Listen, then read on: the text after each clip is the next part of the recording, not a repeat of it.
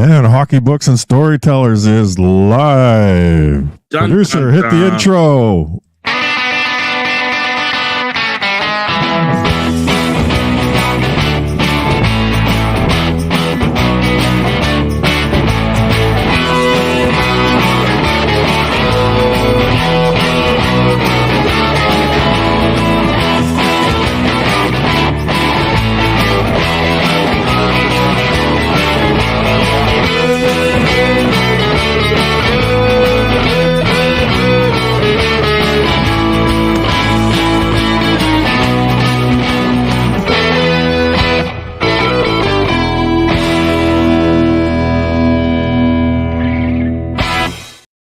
Hockey Books and Storytellers is live. Can you hear me, Craig?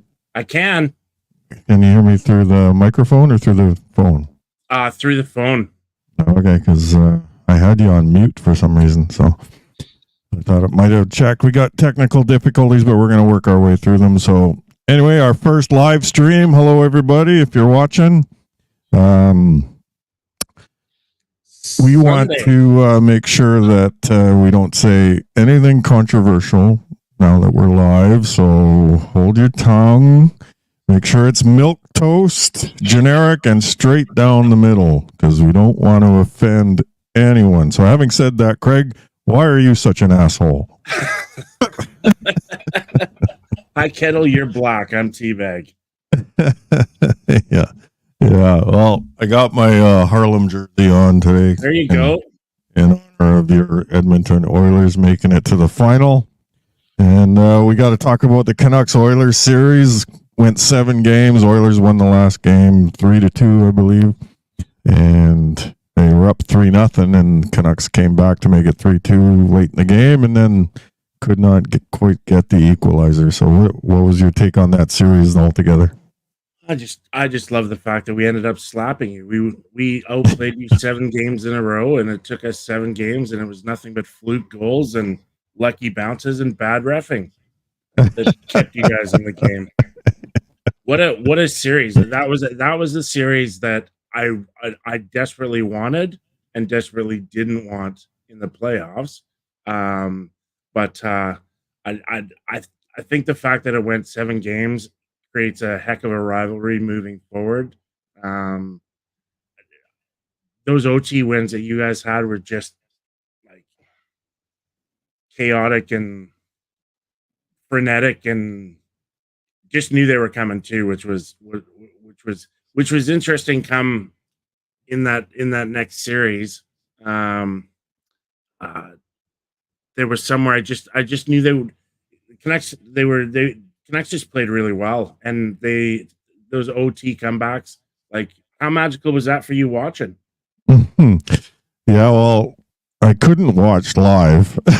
As you know, I cannot watch the Canucks. I have to PVR the games, and if they win, I watch them later. So, yeah, because I just get way too emotional, and it just I just live and die with them, and it affects my mental health.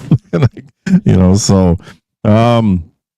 now I thought, yeah, it was a great series, but I thought Demko would have made the difference. You guys really dodged a bullet not having to face Demko, and not that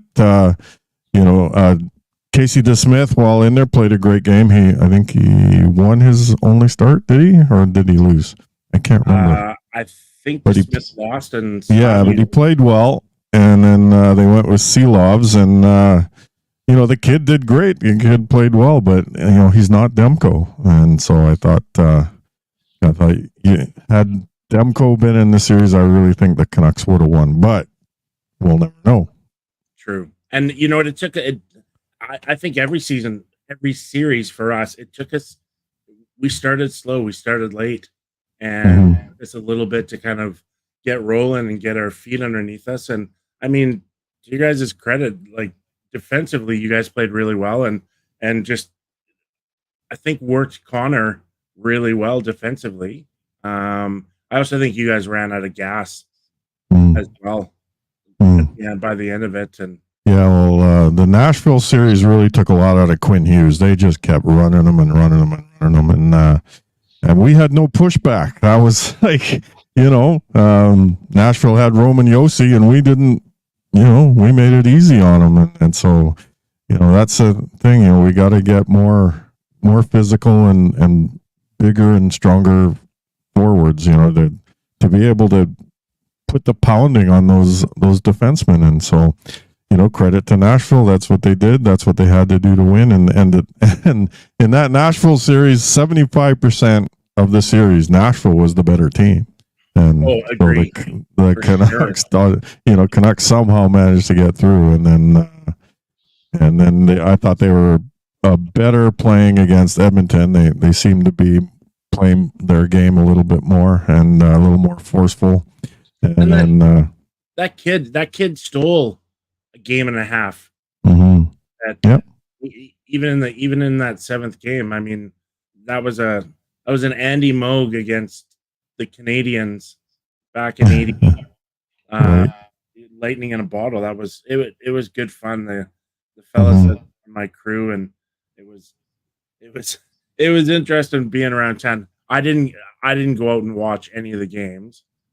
Because I can't stand being around Canuck fans when they play the Oilers. Drives me nuts. Zero objectivity. You're all still bitter about the 80s. Like, get over it. Well, yeah, the Canucks seem to have Canuck fans seem to have a chip on their shoulder when it comes to like they just think all the odds are stacked against them, and so it's just one bad call and they think, oh, that's it. The NHL doesn't want us to win, and so I had buddies in that final who just couldn't give any kudos to the Oilers. Like one buddy thinks that Barkov, even to this day, is a better player than Connor McDavid. Like a better all-around player than Connor McDavid. Nothing taken away from Barkov, but everybody's entitled to their opinion, even if they're ugly and wrong. That final was good fun. It was a good series. Like I thought when it was 3-0 in Florida, I thought, oh, series over. I thought like everybody else. I didn't think they were coming back, and because Florida seemed to be just imposing their will on the Oilers, and they couldn't. The Oilers just couldn't get their game going, and all of a sudden it just. They got their game going and were imposing their will on the Panthers. And I thought when it came to Game 7, I thought the Oilers were going to win. They had all the momentum and they seemed to be in their stride. And then, but Florida reverted back to that defense first and just score enough to win. And the only thing I found, this will surprise you, I found myself rooting for the Oilers. like I didn't want to. I just, because I'm a Luongo fan, right? I wanted Luongo to win, but as the games wore on, like, fourth game, fifth game, sixth game, and the Oilers were playing better and better, I found myself wanting them to win, and I just I didn't care either way. It wasn't a huge deal, but when the games were going on, I found, shoot, like you're kind of rooting for the Oilers. And so, I thought Greg's going to love that. I think for Canuck fans, it was because it was like the burn of that loss was so recent that they just couldn't cheer for the Oilers. That if they hadn't have met in the playoffs, I think there would have been a bunch more Canuck fans on board with the Oilers. But I think that Game 7, I felt the same way. I felt the same way when we were down 3-0. I'm like, all right, just don't lose Game 4 at home, and just don't have the cup awarded on home ice. Right. Game 4 and a sweep. Just get to Game 5. And I didn't think they could bring it to Game 7, and then Game 7 I really think had two things. One, if we had scored the first goal, I think we would have won, and then if we had tied it up at 2-2, I think we would have won that game. But yeah, I agree. Florida has that pack mentality, and they had a good push. That Game 7 was a great hockey game. Great hockey game. It was, and I didn't like the second goal that Skinner gave up. not, and you can't blame Skinner. I mean, Skinner was great. I mean, facing elimination, he was 5-1. He had like a 970 save percentage, and he was just, whenever they were facing elimination, he came up huge, and so he all kudos to him. He did his job and whatnot, but I did not like that second goal. It was a wrist shot from pretty well out, and the NHL caliber goalie should stop that 99 times out of 100. And it just found a hole, and sometimes the puck just wants to go in, and so, but having said that, the Oilers should have scored more than one goal. I mean, they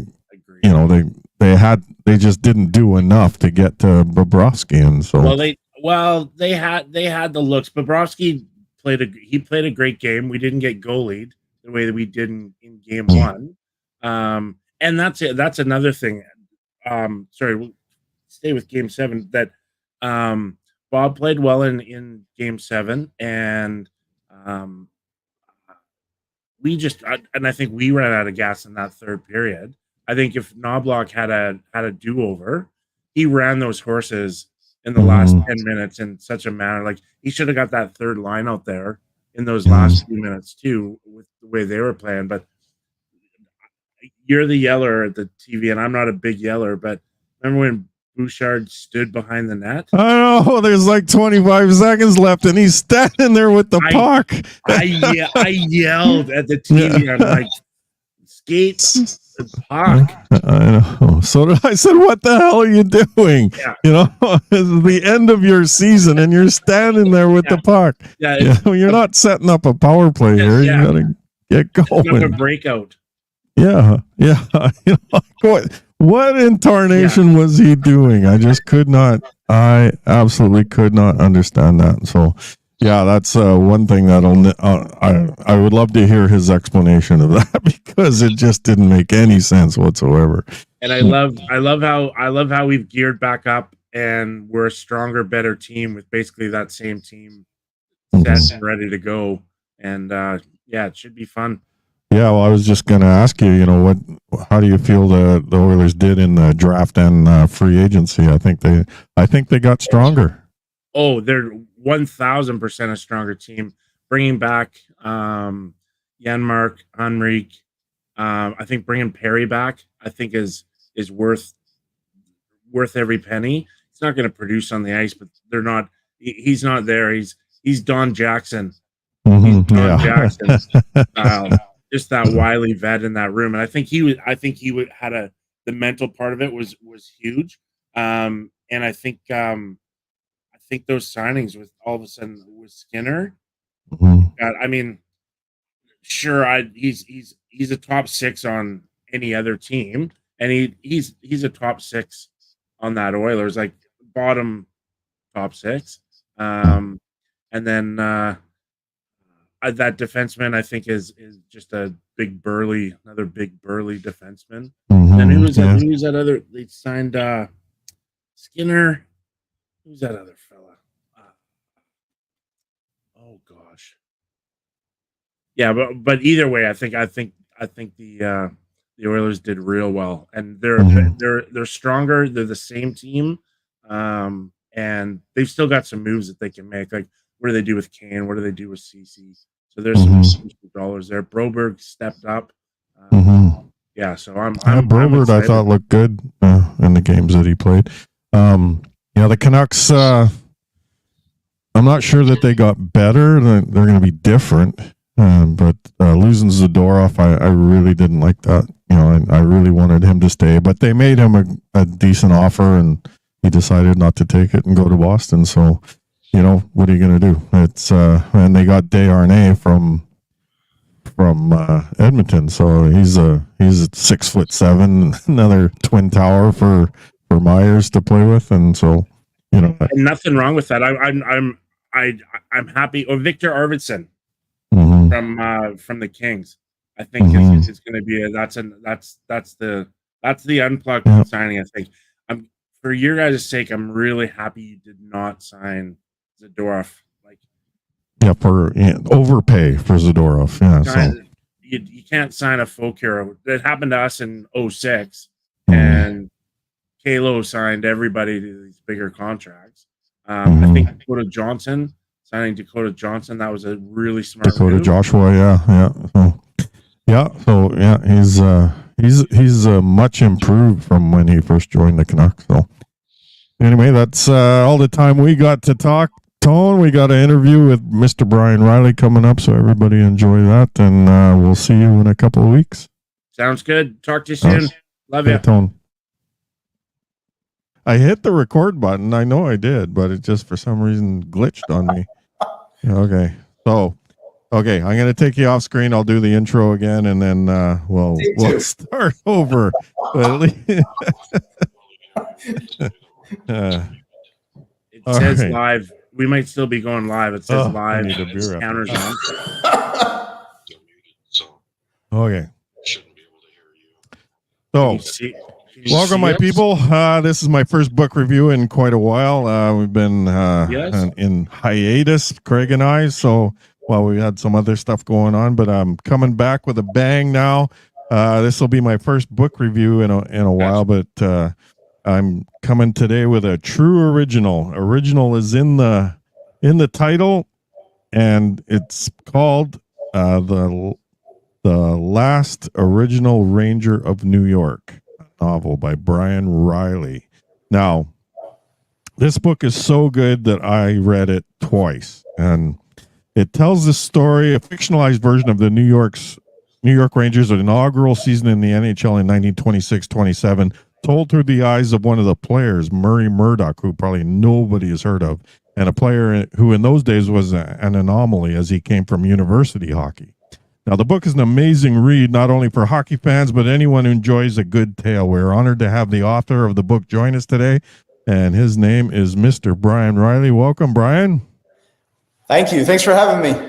Yeah, no worries. First question right out of the gate is you dedicate the book to Quinn. Now, who is Quinn? Quinn's my son. He's now 28, and he was with me when I had the kernel of the idea for this novel. He's just a wonderful young man, and I'm so proud of him. And there was never any doubt in my mind that that's who I was going to dedicate this book to. Mm-hmm. Now, is Quinn a hockey player? He's pretty good. He's okay.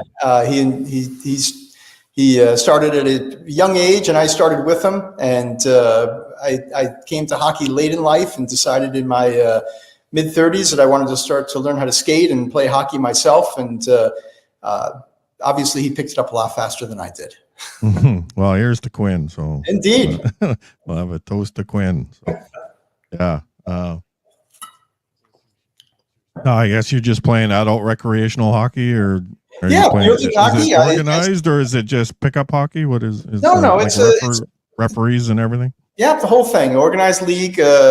My career is winding down now for sure. Almost 60 and not quite as fast as I was a few years ago, but not contributing as much. So, it's been recognizing that my days are winding down. But you know what? I've played for a good 20, 25 years now, and I love the sport and hope I can keep playing at least at some level for a while longer. So, yeah. Have you always wanted to be a writer? Has this been a lifelong goal for you, or is this something that just kind of, because me, it happened accidentally. So I'm wondering if it's the same for you. No, I've always wanted to do it. I don't have any background in writing. I didn't go to college for it or anything else. It's just sort of a hobby for a while. I was writing some short stories for myself and didn't really think that they were amounting to much. But I was practicing a lot. I was getting a lot of experience at just the discipline of writing. And then when this came around and I got the kernel of the idea for it, kind of just took off and became what it is. So I was really happy with that. Now, what was the genesis of this idea to do a fictionalized version of the New York Rangers original season? Yeah. How did that come about? So a few years ago, my son Quinn and I were at a Ranger game, and they were showing photos up on the Jumbotron of Ranger players through the years. And my whole career had been in sports licensing specific to photography. So I have a pretty solid wealth of knowledge when it comes to recognizing players in photographs. And honestly, I knew everybody except the oldest players on the team. I had no idea who some of the really old sepia tone photos, who these guys were. I thought to myself, gosh, if I don't know who they are, I wonder if anybody else here in this arena knows. I'm a pretty big Ranger fan, and I've got a whole background in sports photography, and I don't recognize these guys. So went and did a little research, and the first thing I recognized was that, they had names like, Bunny and Ching and Taffy, and I'm like, I don't understand. How is this possible that, I've never heard of who these guys are? So I just kept doing more and more research. And really, it didn't take very long before I realized that there's a chapter in this team's history that has just simply been forgotten. The 100th anniversary is coming up, not too far away at all. My book takes place in 1926-27, and the Rangers' 100th anniversary comes up in 2026, in less than a couple of years now. So sort of the idea came about a couple of years ago that, hey, this would be great if I could really reintroduce who founded this team. Who were the cornerstone players of this organization that has lasted 100 years? Because, Jerry, as you know, a lot of teams in hockey have not come close to lasting 100 years, including teams in New York. So there had to be something about the Rangers and about their founding that made them different, because they were literally playing in Old Madison Square Garden with another hockey team, the New York Americans, who were there a year before them. So why did the Rangers survive and the Americans didn't? And I think personally, a lot of it has to do with the core players on that original Ranger team. They laid a foundation, and I hope you agree, having read the book, that it's lasted 100 years, in my opinion. So yes. Well, I'm a history buff, so I love reading about the early 1900s and Prohibition era and World War II. Not so much World War I, but World War II I really get into.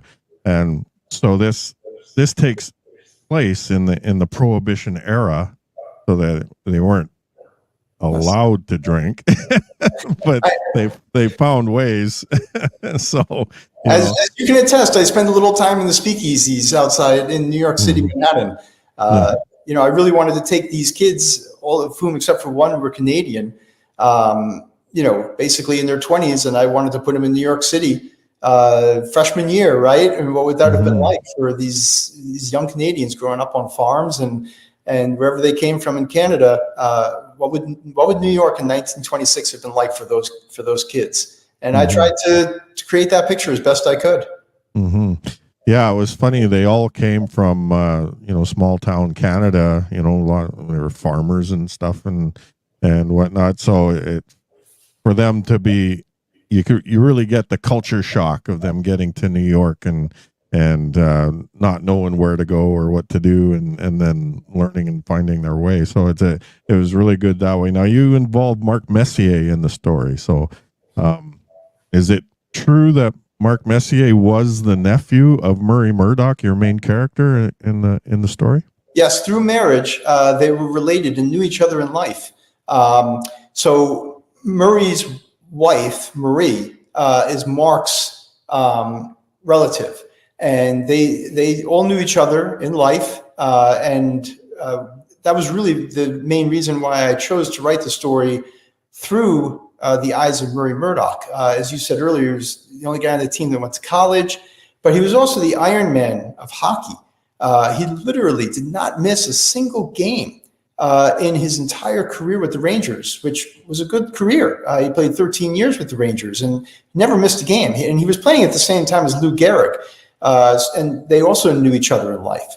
So that was very appealing to me, that I had, this character, that had this sort of fortitude and he wasn't a starter. He wasn't on the first line in hockey back then in 1926. If you were a starter, there were only two lines, and if you were a starter, you played the vast majority of the game.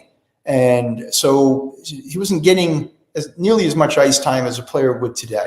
But when he played, he was a critical guy on the team. I mean, he got things done.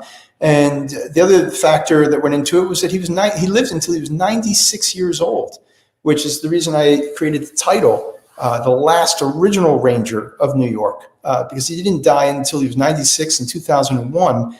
And what was obvious to me right away was that he was the only person alive who got to witness all 4 of the Rangers Stanley Cups. And I thought, wow, what a wonderful perspective to sort of write it from him, someone that history's really hasn't done a great job of remembering at all. And to sort of make him the protagonist of my story.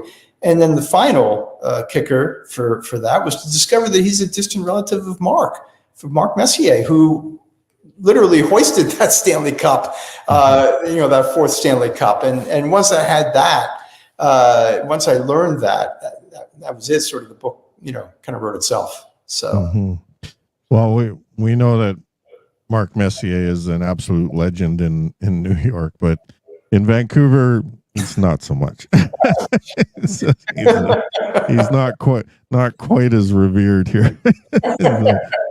It's more the opposite. You bring up Messier, and I don't want to talk about it. So, now, how close are the personalities of the characters? Because I imagine none of them were alive for you to talk to. Obviously, they'd be 120 years old now if they were alive. So, so getting the personalities down must have been a real challenge. Now, how close do you think you got? Well, I hope I did okay. Again, these guys, except for Murray, had long passed. I did every bit of research I possibly could. Frankie Boucher, one of the original players on that team, who was with the team for decades, he wrote a memoir when the Rangers were young and wrote about these guys at great length. So through his first person account, I sort of had the grounding, some sense of who these players were. And I obviously spend a little bit more time. I mean, there were, 12, 13 guys on the team. I spend, a little bit more time on the core players. And so we really get to know guys like Bill and Bunny Cook, 2 brothers on the team. Bill was the captain and Bunny was his right winger. And then we had Frankie Boucher at center, Ching Johnson and Taffy Abel. Again, we spend a lot of time getting to know these players in my book because they're all in the Hockey Hall of Fame. Almost all of them won 2 Stanley Cups with the Rangers, and the Rangers have only won 4 in their history. So they're kind of important guys in Ranger lore, and I don't think that we've done a very good job of recognizing them and remembering them. Mm-hmm. Now you have a pretty big contrast. Conn Smythe was the first general manager. He put the roster together, but he only was the general manager into couple of weeks into training camp before he got canned, and they brought in Patrick, who was a complete and total opposite. Now, that was one of the things I really wondered about in the book. Like, was Conn Smythe really that much of an asshole? Like, was he really that disagreeable? Can we use another term besides that?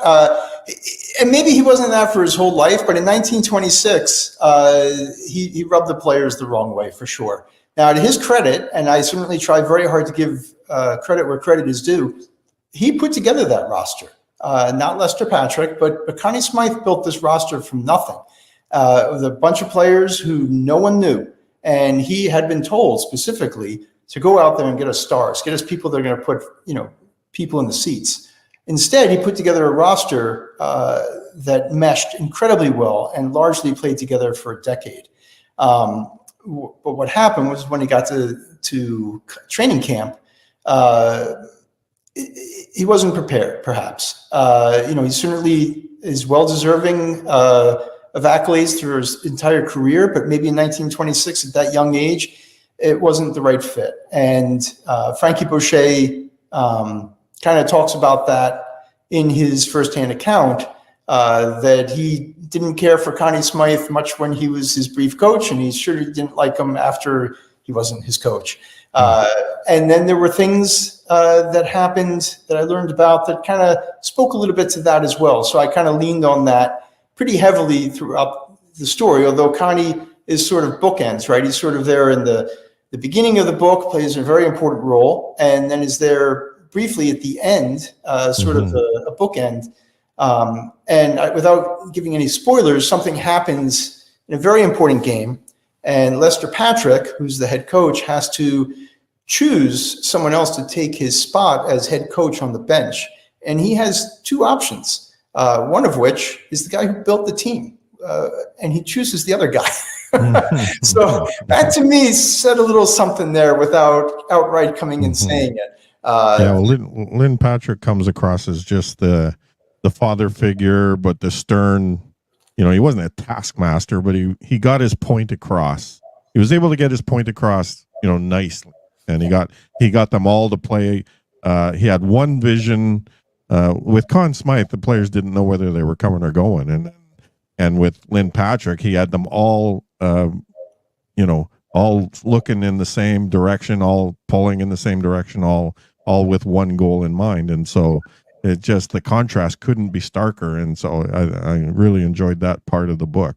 Me too. I enjoyed writing that part of the book too. It was a lot of fun. It was great fun to bring out Lester Patrick in that way, because I really felt in my research and learning more about him that at that time and for many years, he was the prototype of a head coach. Everything you'd want in a head coach was him. The experience, the leadership, the technical understanding of the game and the rules. Someone who, like you said, could get everybody rowing the same way, and but could be respectfully connect with people, right? I mean, he wasn't going out of his way to be friends, but they respected him, and they were going to follow him and do whatever he said.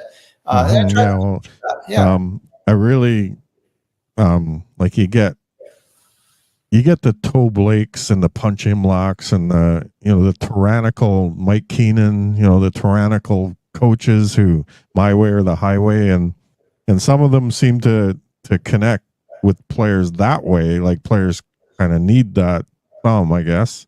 But in this instant, everybody seemed to mesh with the way that Lynn Patrick was doing it. So I'm the type of player, like I do not react well to tyrants. I do not. I cannot stand it. So having Lynn Patrick as the head coach and doing so well, I thought that was great. So and I imagine there was just an absolute ton of research. Now, the first season documents a lot of the games and a lot of the scores. Now, are these all accurate? Absolutely. If there's any mistakes, they're my mistakes. But I spent months when I started doing research at the New York Public Library. And, because there just weren't that many books about this era that really got into depth. And I thought, well, why don't I just go to the sports reporters? Why don't I just go to the daily newspapers and see what they wrote every single day from as many newspapers as I can find? So that was sort of the bones, the structure of my story, because I knew I wanted to recreate the season as accurately as I possibly could. I wanted to give that gift to Ranger fans as we approach the 100th anniversary is what if I could try to the best of my ability, literally recreate the games and show them from the perspective of one of the players and take the reader right onto the ice, over the boards, into the action. So that was really my goal. But doing that research, I went to the New York Public Library the first time and spoke to some people, and they took me down to microfilm. I told them what I was looking for, and they took me to boxes of microfilm. And I'm opening these little boxes that had the original tape on them. No one has ever opened these boxes. And I'm going through countless of these things. And I'm thinking to myself, wow, has anyone ever looked at these newspapers? I'm sure they have, but they haven't here, not in this location. And I'm like, wow, this is incredible. And that's sort of when I really kind of connected with the team, because it was sort of like, imagine today, literally just sort of reading about a team every day in the paper, right? You read the paper and you quickly learn, you learn a lot. Even back then in 1926, when the writing was nothing like it is today, a lot of these, were nothing more than blurbs in some cases, just a few paragraphs. So it kind of fell on me if the writer in the Herald, wrote not a lot more than Bunny Cook scored a pass in the second period from his brother with 13 minutes, and Lorne Chabot made some great plays in goal, and Ching Johnson threw a guy down on the ice. I mean, sometimes it wasn't a whole lot more color than that. So I would take the box scores and take that little bit of information they give me, and then I would recreate the game based on the box score and whatever I could find from different writers for each game. So I would then sort of recreate the game from the perspective of Murray Murdoch, who, like I said, spent a lot of time on the bench, but when he would be on the ice, he'd be out there getting and giving chin music, right? So tried very hard to capture what the game is really like in all its facets in 1926 and 27. Yeah, you're right how vicious the game actually was in that era. Like, I'm a big history buff, like back to the early 1900s. I really like, World War II and beforehand, and the Prohibition era, where this story takes place. And so just looking at pictures of that time and learning about what people did with their daily lives. Like, there's no television, there was radio, but there's no television. There were newspapers, and if they wanted a book, they had to go to the library. There weren't a ton of bookstores, so people didn't collect books like they do today. So now a lot of the players were smokers, which is what really surprised me. And there's a line in your book where Murdoch thought that maybe he should quit smoking, and his teammate thought he was nuts. So there was a perception that smoking used to open up the lungs. There was open up the lungs. Yeah, that's back then. Yeah. So was this the actual sentiment at the time, that smoking was actually good for you? Well, I don't want to presume what players were thinking in that regard, but yeah, I think there was a perception. Very much, a lot of athletes smoked. I mean, obviously, at the same time, we know that Lou Gehrig, one of the greatest baseball players of all time, was a heavy smoker. Babe Ruth was rarely without a cigar. No, these guys, not to a T, but if I found evidence, because you'll know, having read the book, I'm very careful about the guys that I point out smoking. And a few guys, maybe you noticed it the second time you read it. Some guys, I never have a cigarette in somebody's hand. Lester Patrick, for example, I never have a cigarette in Lester Patrick's hand. I display him smoking a cigar in the bar because I found evidence of that. But I never actually found evidence of Lester smoking in 1926, so I didn't write that. But if I knew that a player did smoke, if I found evidence of that and record of it, I included it. Because it was, I think, very commonplace at the time. And I think there probably was a misperception on the part of players that it was healthy for them. It opened up their lung capacity and made them better players. Let's put toxic smoke directly into our lungs. That's a great idea. So, now you write how, like I said this before, you write how vicious the game was. That opponents would actually try to hurt each other. Now, was this the preeminent attitude at the time? Let's get that guy off the ice and try to hurt somebody? Like, was it really that bad?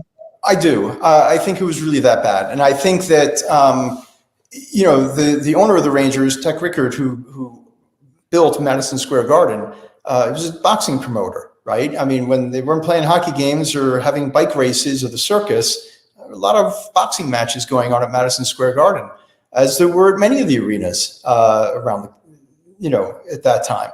Boxing was an important sport in 1926 in that era. And yeah, when the fans went to games, they kind of knew, they expected that there was going to be fisticuffs and a fair amount of blood on the ice as the games are going on. And I think in a lot of the cases, not all of them, because it is a work of fiction, but in many of the cases, I actually recreate fights that I know did happen. There's a scene in the first game where Ching gets a bandage over his eye because one of the guys hits him, I think, with a stick or something and cuts his eye and it's bleeding badly. This is the very first Ranger game in Ranger history. But I made sure that when I wrote about that first game, that incident happens. So I tried very hard to create that as much as I could. When I knew players took penalties for fighting, I created a fight for them. So I had fun, with my imagination on a lot of that for sure. But it's very based on historical evidence. Yes. Yeah, I mean, today's game, there is that certain amount of respect where they don't literally try to hurt each other. They want to play a good, tough, solid, physical game, but they don't want to, they don't like to injure. Well, we touched on Eddie Shore before, right? And so, I mean, there's a pretty good example right there of maybe the extreme player on the team, because he was just a nut bar. But in all my research on the Rangers, and I never found instances where players wrote about actions like what Eddie Shore would do. I mean, Eddie Shore went out there, I think, from time to time to really hurt people. And even though you had a player like Ching Johnson on the Rangers, who was a very big defenseman, probably truly one of the greatest defensemen of his day, he was a powerful force. And his line mate, Taffy Abel, not too far behind. These were two big guys who knew how to hit. But I honestly... Taffy Abel led that team in penalty minutes that year. Yeah. But I never found any evidence that these guys, viciously went out of their way to, really damage people like an Eddie Shore. So I tried to temper that and show the game in what I hope was its true tempo, and, showed it in its true colors. But never having actually been to a game in 1926, relied on a lot of research. Hard to find video of that era. Did you find any, or not from 1926? No, I found stuff from the 1930s. I even found some stuff of Rangers from the 1930s. It included a lot of the guys that I write about in the book. I'm watching the video and I'm like, oh my God, that's Murray Murdoch, or Paul Thompson, or there's Bunny for gosh sakes. So, that was great. You're watching that video and you see number 5 and you're like, oh my God, that's Bill Cook. Oh my goodness, look at that. That's actually Bill Cook right there. So, I did get a chance to, see footage of these guys, the speed at which they skated, the rules were different back then. So I tried to incorporate that all in the book in a way that, didn't get too overly technical, but hopefully continued to move the story around. Bill Cook won the scoring title that year. He got 37 goals and 4 assists. Yeah. But that was an era where there was no second assist. I mean, they very, very rarely handed out a second assist. I mean, it was a once a season deal, basically. Honestly, I'm not even sure I remember seeing one in all of the box scores that I read. I don't know that I ever remember seeing 2 assists for 1 goal. You're absolutely right. I don't think I saw it once. I don't have any memory of that. But if I did, I would have included it in my book. I would have pointed out, exactly. When I knew that someone had an assist, I would recreate that scene so that Bunny was making a play to make a pass over to Frankie Boucher to score the goal. Yeah. No. How have the reviews been? I imagine they're pretty good. I mean, I liked it. So. Yeah, I mean, I certainly have to learn how to sell more copies. The reviews that I have are very rewarding. I love them. They've been really lovely. They've been very. I know our mutual friend Stan Fischler loved the book, and so he wrote about it in the hockey news. I think. Yeah. You know. Yeah, but it's still, hasn't been out that long, and there's a lot of room for improvement there. So I look forward to getting more reviews for it for sure. Yeah. Mm-hmm.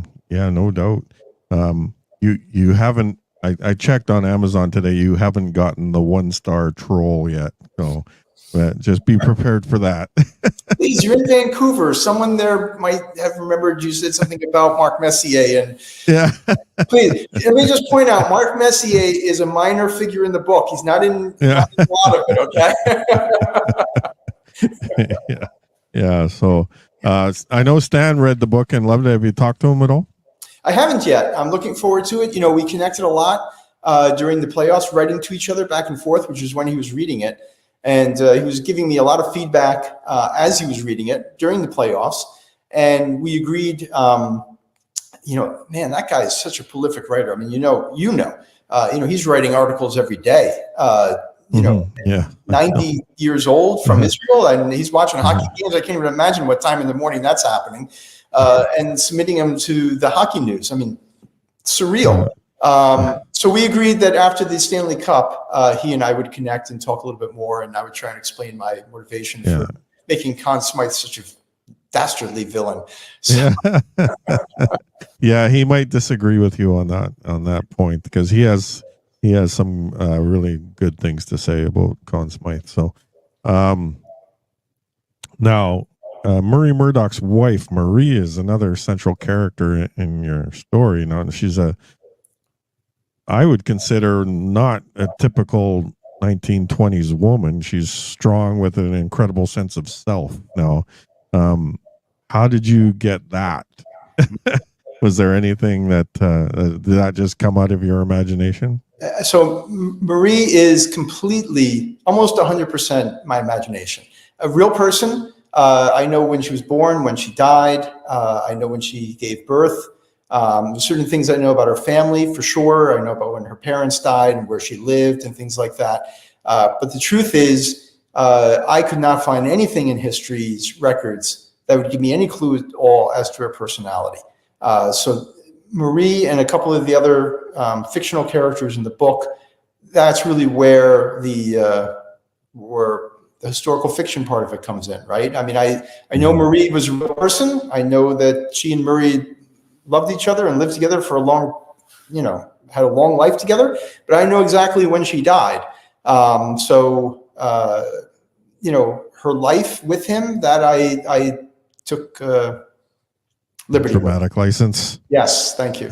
But I hope that what you're saying is sort of a nice compliment, right? Because I think she's really one of the more interesting characters in the book, right? And she is, yes. She was really like I say, not a typical 1920s woman. I mean, she went to the negotiation of the first contract and acted as his agent, and so I thought that was kind of funny. Yeah, but it was nice for me because with everybody else, I had very strict guardrails. What I knew about their personalities, what I knew about them, I had to stay within those boundaries. Right. But for someone like Marie or another fictional character like Sam the Water Boy, these were people where I was really able to be creative and allow them to help propel the story along in a way that I had some liberty with, right, as a writer.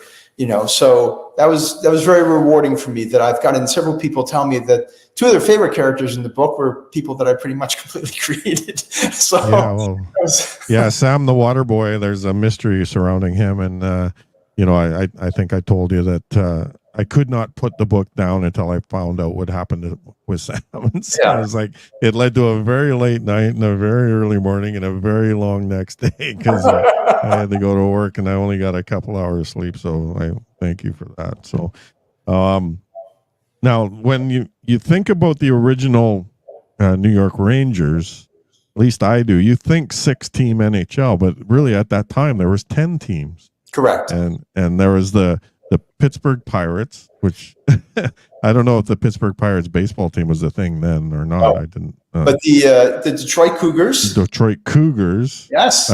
Two teams in Montreal, 2 teams in New York, Chicago, and Boston. 2 teams in Toronto. Yeah. And yeah. So you had 10 teams in the NHL at that point, and several. I mean, the NHL didn't come in, even though the Rangers came into existence in 1926. The NHL was already there. Some of those teams already existed. 4 teams came into the league in 1926. But when we talk about the original 6, I think that's a little bit of a marketing thing that came out later, before expansion. And these were the original 6 teams, let's say, that survived. Right. Because obviously there was another team in New York. The New York Americans were there before the Rangers. So certainly, the term original 6 teams sort of, original 6 teams that survived. Yeah. And the entire roster of the 26-27 Rangers had never played a game in the NHL. None of them. Right. So prior to that season, none of them could be recognized. They were all playing senior hockey or pro in another level or something, and whatnot. And how Conn Smythe got all these guys together, like, is just amazing, because they formed a team that had a genuine shot at the NHL championship of the Stanley Cup. So now I don't know of any other team like that. Agreed. And then Connie Smythe, because every other NHL team, they had their core players already, right? I would imagine. Yeah, Connie Smythe really deserves a lot of credit. Even though, as we've already said, I sort of portray him in the book, I think accurately, that he wasn't the right man for the job as coach of the Rangers. He certainly, as a general manager, building the team, man, he had some vision. He somehow knew these guys could click. Now, of course, he built a team that went to training camp, which had a lot of players in it. And it was Lester Patrick that ultimately chose which guys were going to make the team. So I don't want to take too much credit away from Lester Patrick. But yeah, Connie Smythe somehow, saw a lot of really great pieces and wasn't quite sure how to fit them together. It took Lester Patrick to do that. But like I say, Murray Murdoch coming from university hockey. I mean, that was the rarest of the rare. There were not any university hockey players in the NHL at that time.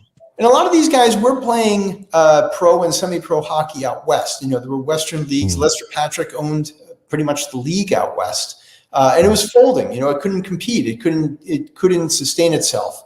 So a lot of those players were getting drafted by guys like Connie Smythe to go play for them. And, the new Detroit team, the new team in Boston.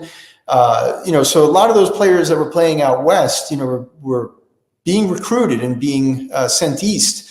But Connie Smythe deserves a lot of credit for picking the guys that he did, and Lester Patrick deserves a lot of credit for choosing the final roster. Yeah, no doubt. And the other thing that surprised me was the 11-man roster. Teams back then only carried 11 players, 6 forwards, 4 defense, and 1 goalie. And like you said, the starters played the majority of the game, and the second line only went out when they got, when they were bagged. So now you're a goalie, you still play. I'm a winger, I still play. Both of us are let's say 60. I gotta correct you. I don't play anymore. Okay. Well, you're not far removed. I know that, but we know that even beer league hockey. I mean, there are plenty of games I go to where we've got 8 guys, 9 guys that show up for a game. So you're rotating those lines. It's exhausting. I can't imagine how it could possibly be done at the pro level.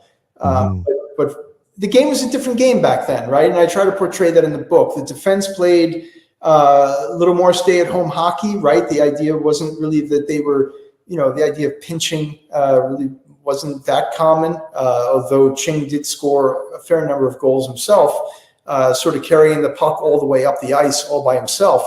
But it was a different game, right? So, the physical aspect of it was certainly there. It was a very violent game. It was not as fast as the NHL is today. The players aren't as big as players are today. So, there's contrast to the game, and I try to, portray that a little bit.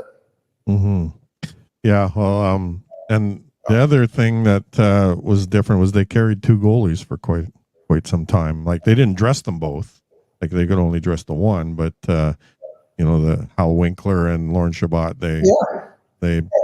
and that was an anomaly for the Rangers. And as we show in the book, Hal ultimately gets traded to Boston, which works out pretty good for him for a couple seasons. But it was very rare for hockey teams at that time to carry more than 1 goalie. So if a guy got hurt, and I don't need to tell you, these guys weren't wearing masks, right? And their equipment was not so great. A hockey goalie gets hurt back then. He just stopped the game. He skates off, he gets stitched up, and back out he goes, right? Yeah. So with few exceptions that I discuss in the book, that's pretty much how the game was played. Yeah, and Yeah, George will tell you about the emergency backup goalies that played for the Rangers. He wrote a book called Guardians of the Goal. There's multiple occasions where they pulled somebody out of the stands to go in net. So yeah, it's pretty funny, some of them. It is. It is. Yeah. Yeah. Now, do you have any future projects? Are you still going to write more, or are you going to? What's going on with that? Well, I am trying to write another novel that takes place during the American Civil War. So it's not a hockey-related topic. I'd like to continue writing. I really enjoyed this. I got a lot of satisfaction out of doing it, and the few people who have read it seem to have enjoyed it too. So I'd like to keep going and keep building on that, and maybe learn how to market them a little bit better so that more people can enjoy it. But honestly, right now, what I really want to do is kind of focus on getting, word out for this novel, because, these guys in my book, the Cook brothers, Frankie Boucher, Ching Johnson, Lester Patrick, these guys are not really remembered by Ranger fans. And the 100th anniversary is coming up, and I'm sure that the Rangers will have grand celebrations. I'm sure they're going to do a fantastic job of it. But boy, wouldn't it be nice if the fans know who the players were that they're celebrating. So it's not just celebrating the team 100 years ago, but the guys who built the team, the guys that are the reason why we're still here today. And boy, wouldn't it really be nice if some of these guys could have their names and numbers retired at Madison Square Garden. I don't understand the logic of that, to be honest with you. And I realize I'm maybe not so objective, having just written this novel, but I don't understand how someone like Frankie Boucher, whose name is on 3 Stanley Cups for the New York Rangers and who's in the Hockey Hall of Fame, who is a longtime coach and general manager after winning 2 cups as a player. They're probably the greatest center ever. Nobody ever knows of, and his name and numbers not hanging from the rafter. I think we missed something there. I think that's something we should correct. And I think the 100th anniversary is coming up would be a great time, if not sooner, to do that. So I'm hoping that, the more people like Stan Fischler and George and yourself, the more people like you guys, I can get this book into your hands and get reviews like you, really grateful for what you had to say about it. Hopefully we can get it into more people at the Garden and more executives there, more fans, and hopefully we can get some recognition for these guys that I think deserve it.